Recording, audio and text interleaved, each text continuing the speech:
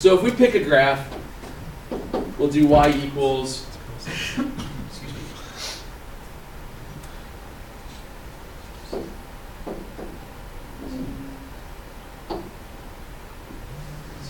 x plus pi over 4.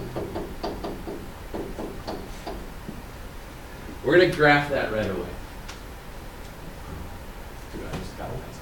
How? We're going to do that by graphing the sine function, because cosecant is the inverse of sine. So whatever values you get for sine, that value's inverse would be the cosecant. So if you think about it in terms of unit circle,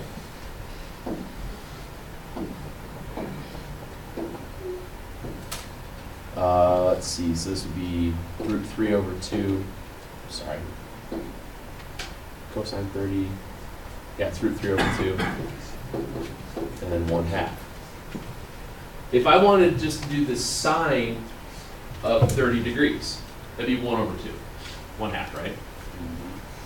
The cosecant would then be 2. It's the inverse of it. So what's happening here is that when we graph things, if you look at just the plane, well, might as well go right to the plane one first. I just want to graph that to start with. This would be built off of the inverse of sine, okay?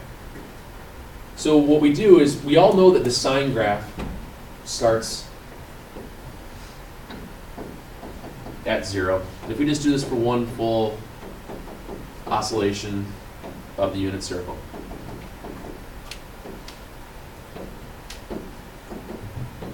If I just do this graphically from the unit circle for sine, I know that sine goes up, down, down, and up.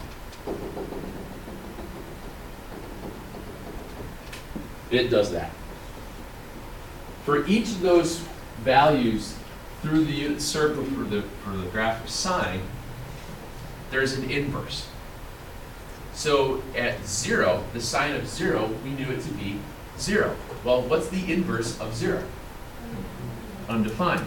So what I'm doing here is I'm going to plot the sine graph, and then for each of these ordered pairs, I'm going to find their inverse. Okay? So the sine at 0 is 0, but that means the cosecant would be undefined. Okay? Sine at pi over 2 is 1. The inverse of 1 is 1. It's not opposite inverse, it's just 1. Okay?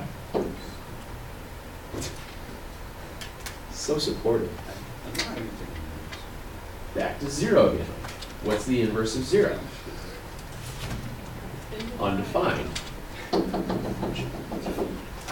What's the inverse of -1? -1. And what's the inverse of 0? Undefined. So right now, when you have those 5 points for a sine graph, 3 of those points were at 0, which means the inverse of 3 points at 0 would be 3 values of undefined. Okay? The inverse of 1 is 1. The inverse of -1 is -1. What we start to look at then are the ones that aren't on our graph. For example, we know that at excuse me, pi over 6 is 30 degrees. You agree? Yeah. I know that the sine of 30 degrees is 30 degrees looks at the 1 to the half, so it's 1/2. You agree? So if it's at 1/2, what's the inverse of 1/2? 2 over 1. Sine's also positive in the second quadrant at 5 pi over 6. 5 pi over 6 has a sine value of 1/2. That was great. Which means its inverse is at 2. So it's doing this.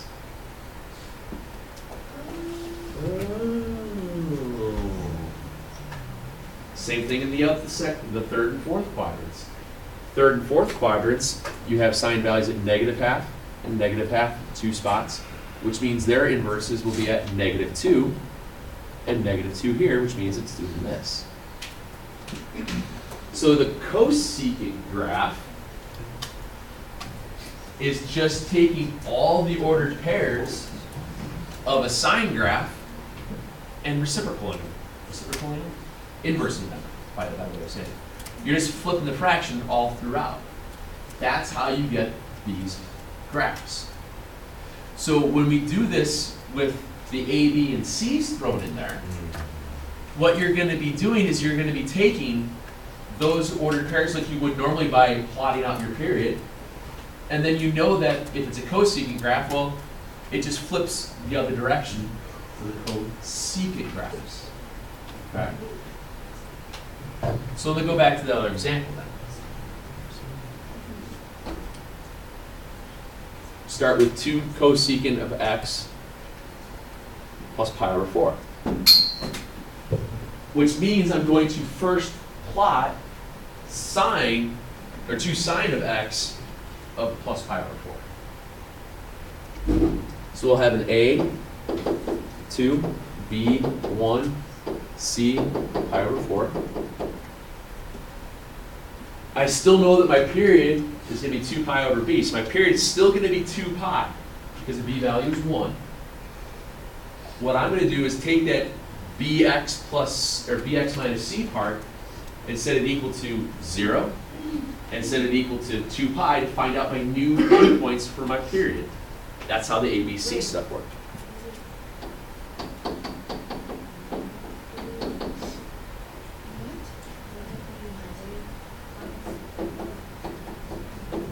What's that? No, because you're using exactly what is in the parentheses and set it equal to 0 and set it equal to 2 pi. Because you're still going to get a period then of 2 pi. Okay? Because that's what we did yesterday. To find the endpoints of the period, you take that bx plus c and stuff in parentheses. You set it equal to 0. You set it equal to 2 pi, because that'll tell you your new endpoints for your period. This is just your 0, your starting and ending point for the sine graph. Okay. So when you do these, you'll see that you're going to have an endpoint at negative pi over 4. And the other one would be at x equals, let's see, it'd be 8 pi over 4, 7 pi over 4. And if you think about it, it makes sense because your period is still 2 pi. The h, the horizontal shift, moved everything to the left, pi over 4. That's all it was. Okay? That your x minus h, since your h value here is negative pi over 4, means it moved left pi over 4. By doing this A, B, and C thing, we're automatically jumping to those new endpoints without having to plot the parent graph and work your way out. Okay. So move this up.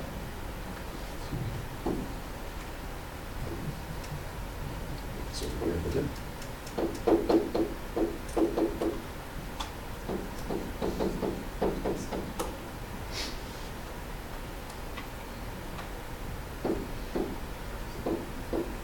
I put it into my A value, saying, no, that's what it's going to have to be. So we have to figure out our halfway point. Remember, we did this yesterday before I screwed it up. If you deal with these fractions without the pi, it's a little bit easier because then you're just finding midpoints. You're adding negative 1/4 plus 7/4 and cutting that in half.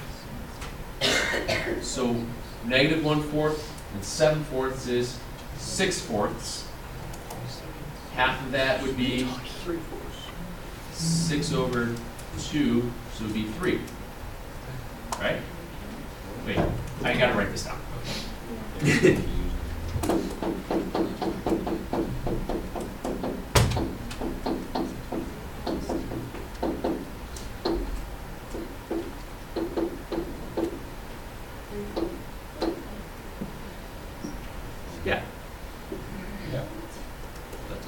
Okay?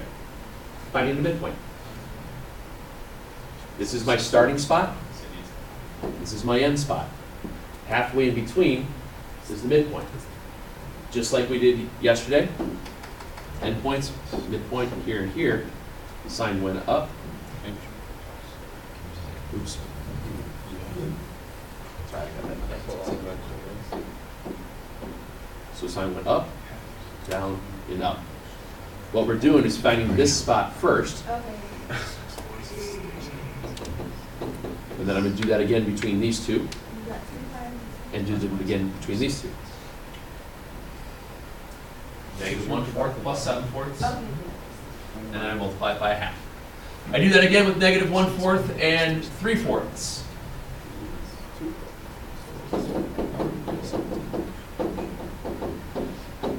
And then multiply that by 1/2, and we get pi/4.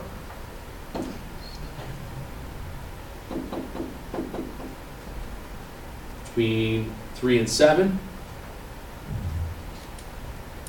what's halfway between 3 and 7?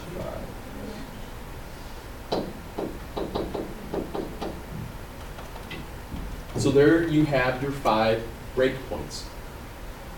All right, yes, sir. Why wouldn't the 0 be Why the 0? Yeah. For here and here? What's -1 plus 3?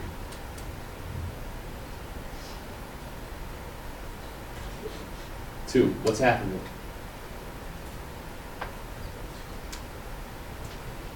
Four. -1/4 plus 3/4 is 2/4. Half of 2/4 is 1/4.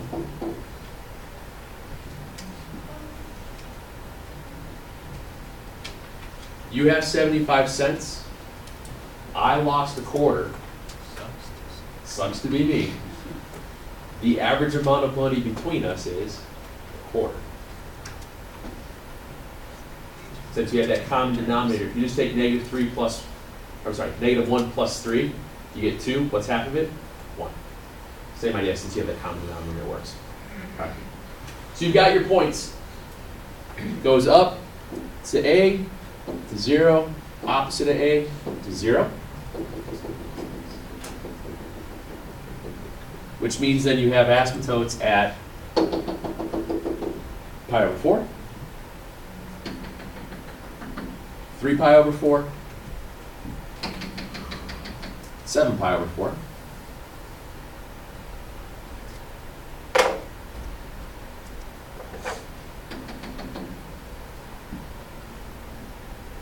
which gives you your curves. Do you have to Well, if you start to think about where the curves are going to go, if your generic graph starts at 0, and you have your, if you want to say 1/2 value is always going to be at pi/6. I moved my curve left pi/4. To find those points then, where this is going to be at whatever, I would take my pi/6 and I'd have to move it pi/4. Does that make sense? No. Because if you go back to your original graph, 0, and then we had,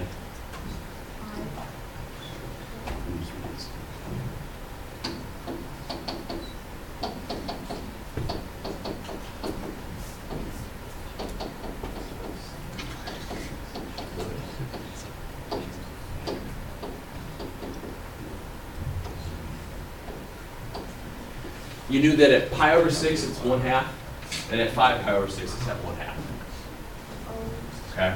We just never plotted it like that. When we plotted sines, cosines, and all that, we always plotted it via the quadrantals. When you get to the inverses, you're going to want to look at 1/2. You want to look, if you're doing a sine graph, you want to look at the sine of 1/2, or pi/6. If you're doing a cosine graph, you want to look at the sine of pi/3. Because that's going to give you your 1/2 value. So when you do the reciprocal, It'll be 2. So if I take 1/6 and I subtract a 4th, let's see, that'd be 2/12 minus 3/12. So it'd be at negative 1/12.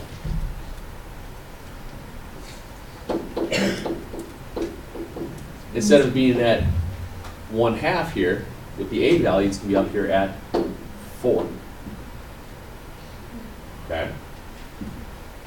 You're shifting the easy values to figure out. So when you're graphing sines, when you're graphing cosecants,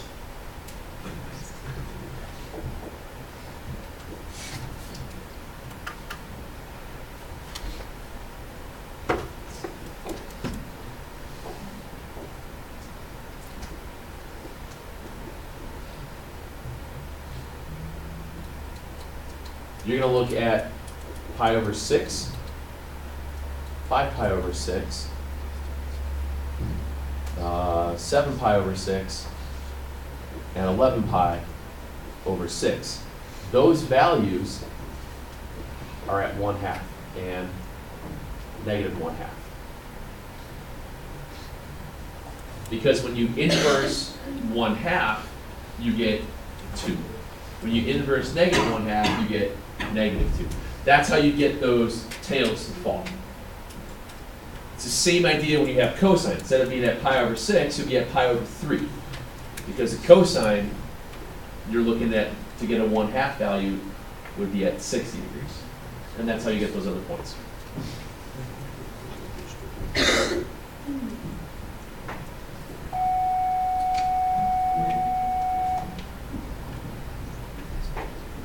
Okay? That's how these are going to go. No. All right. Okay. Let's do a cosecant one. I'm sorry, secant. Again, I'm going to start with a cosine graph and show you how it inverts itself to the secant graph by taking the inverse values of the numbers that work. When you're looking at cosecants, you're looking at your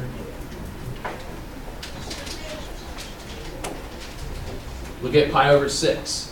When you're looking at secants, you want to look at pi over 3.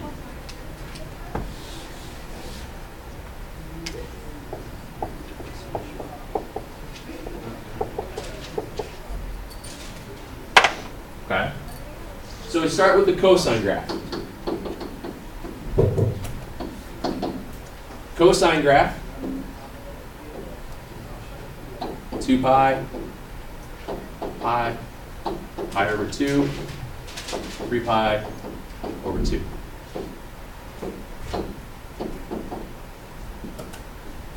Cosine graph starts at the A value because the cosine of 0 is 1, and then it alternates itself through.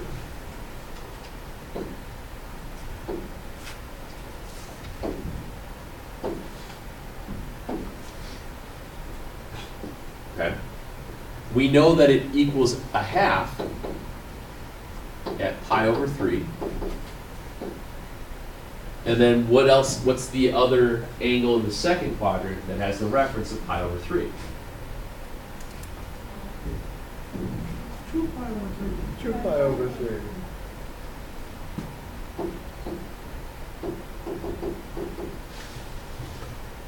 So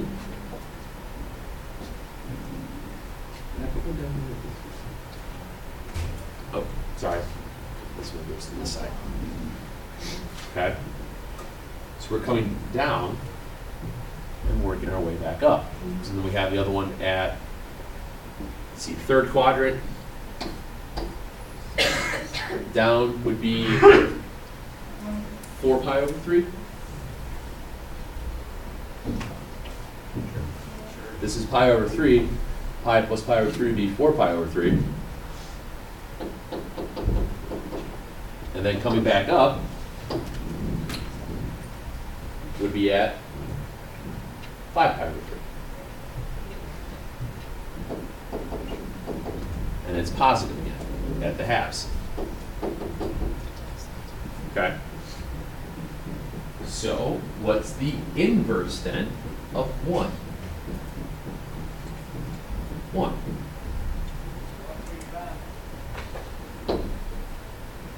What's the inverse of 1/2? 2. What's the inverse of 0? Undefined. What's the inverse of negative 1/2?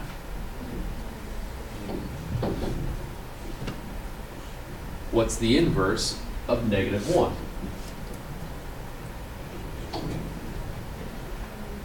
Inverse of negative 1/2. Inverse of 0. Asymptote again. And then inverse at 1/2, 2, and 1. So you have coming up to the asymptote, coming up and around, and then coming back down. Remember, a secant graph is just the inverse of a cosine, and a cosine graph is just sine shifted pi over 2. Okay? It's just shifted over pi over 2. So 2 pi worth of a secant graph kind of looks like this.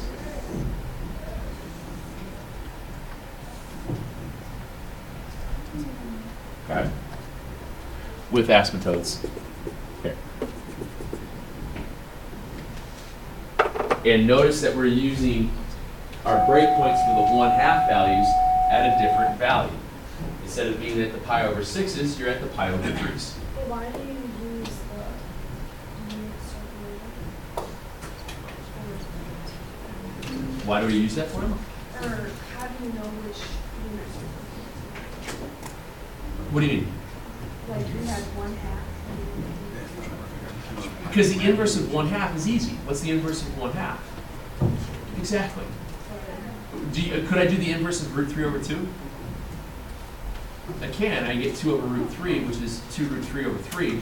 I don't know where the heck that is, but I know where 2 is. So what I'm doing here, Cindy, I'm just using numbers that are easier to use via the unit circle. I'm using 0s, 1s, and 1/2s. Because the inverse of a 0 is an undefined. It's an asymptote. The inverse of a 1 is 1. The inverse of negative 1 is negative 1. I'm flipping my fractions with ones that make sense. Okay? I can do that with the root 3s over 2 all day long, but there's no point. Okay? There's no reason. Use them to make sense. Okay? You're not done. You haven't even shifted it yet. Oh, don't even Screw you all! Welcome to pre-cal. It was a whole class. Hey, at least we're not doing the dampened stuff. You guys would not like that. Wait, are we supposed I to would graph like dampen your spirit. We're doing shifting today too. That's all the same stuff. Mr. Murphy? Yes, ma'am. You told us we had to be like diagonal. Who did? You did. Didn't we? Yeah, we did. We did the slant asymptote stuff. Oh, yeah. So let's do this. Let's not make things harder than I hate is.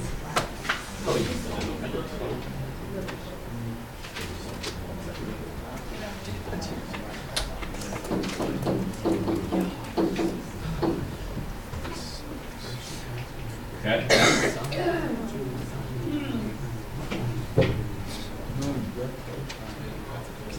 We'll use that ABC method again.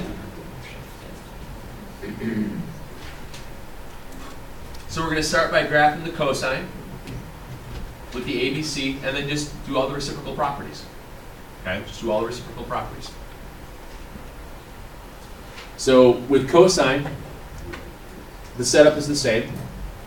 We're going to do our bx minus c equal to 0, and bx minus c equal to 2 pi. So it's going to be x minus pi over 2 is 0.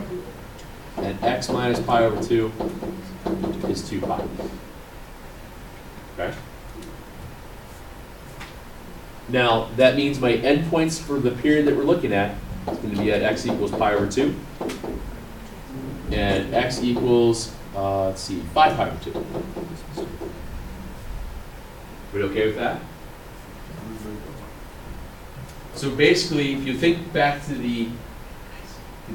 your h's in your case, your h value here is your horizontal shift. It's moving to the right, pi over 2. So I know that you guys all grumbled about these whole pi over 6s, 5 pi over 6, all this, and then the pi over 3s and those values of shift. Why not do this right away? Since it's a secant graph, that means I'm going to be working with inverse cosine values. The inverse cosine values that are easy to work with are going to be your pi over 3s, because those are 1/2. So I know that I'm going to have my endpoints at the pi over 2 and 5 pi over 2, but why not get ready to start building in pi over 3 plus pi over 2? 2 pi over 3 plus pi over 2. Where's this coming from? What am I doing?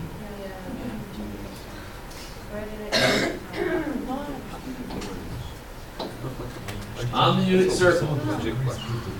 On the unit circle, if we're dealing with cosines, cosine has a value of 1/2 at pi over 3. Are we okay with that? Which means the secant at pi over 3 is what? 2. So if I know that's at pi over 3, 2 pi over 3, 4 pi over 3, and 5 pi over 3, each one of these values is going to give me an ordered pair that I can take the inverse of to get the upward direction or the downward direction, because the inverse of 1/2 is 2.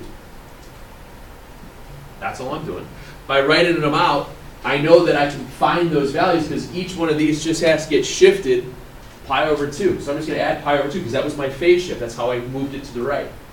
That'll give me my new ordered pairs throughout this whole sequence. I'm just doing the work up front instead of trying to place them on the graph later.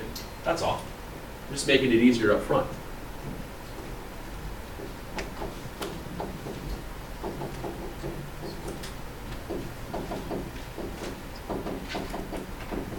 So I know those are going to happen.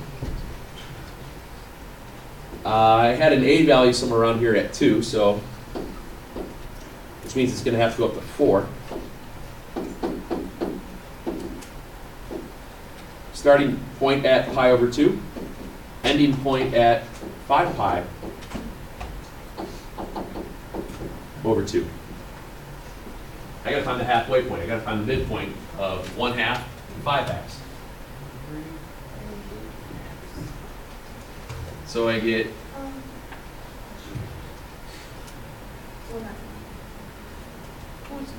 okay. So if I add 1 plus 5, so we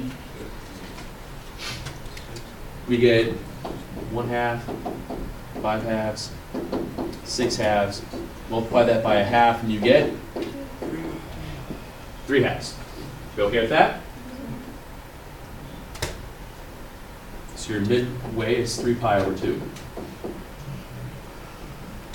What's halfway between pi over 2 and 3 pi over 2? 2 pi over 2, so it would be at pi. Between, very good. Add. Excuse me.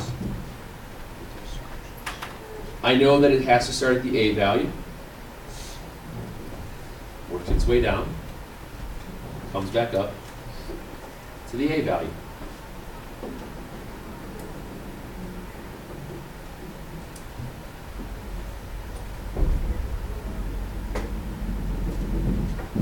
Now I can get in those extra points? Those extra point values, well, 1/3 plus 1/2 would be what? 2/3, 3, 5/6, I believe? 5, 6. 1/3 Yeah. and 2, 1/3, Yeah, 1/2, 5/6. that's So then I'm at 5/6 would be at 4 because it comes up now. I have the asymptote at Wait, you pi got 4 because my A value was 2. Yes. Okay. It wasn't. Wait, I did get pi and 6 like I thought. 1/3, 1/2, so that'd be 2/6 and 3/6. So it'd be 5/6. Okay. The 1/3, you're right. You start at pi over 3, but remember we had to shift it to the right. We had to add the pi over 2. There was a phase shift thrown in here. That's why I started with these values, knowing that at this cosine values will be 1/2 at my pi over 3 intervals. So that's why I just added those in. I did that, if you want to call it their checks right away. So then I had the asymptote at pi. I take 2 pi over 3 and add 1/2. I'll be down at -4. Oops, sorry. Same thing here, -4. So we come up this way. Another asymptote. Again at 4, we put it at this point, and it's coming back down. Yeah, whatever works out. These would be 4 pi over 6. Yeah, 7 pi over 6.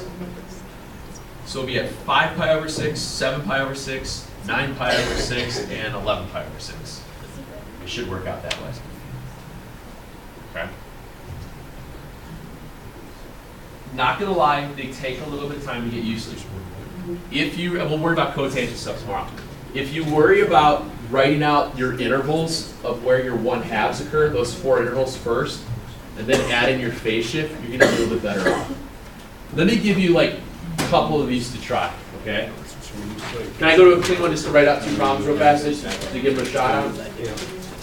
Let's do this then. Let's do a y equals -3 cosecant 2x minus pi over 2. Yeah.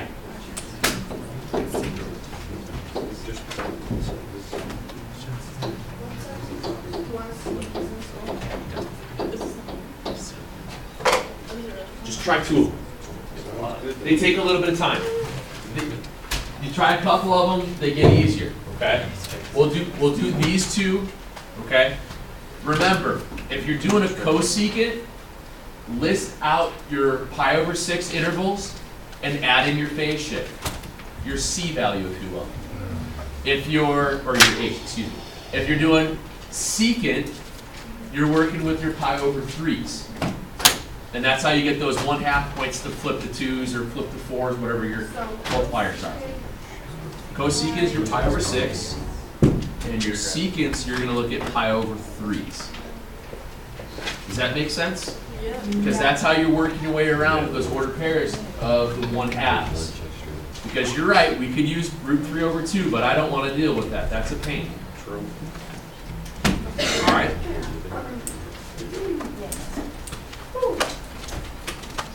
Pretty gnarly.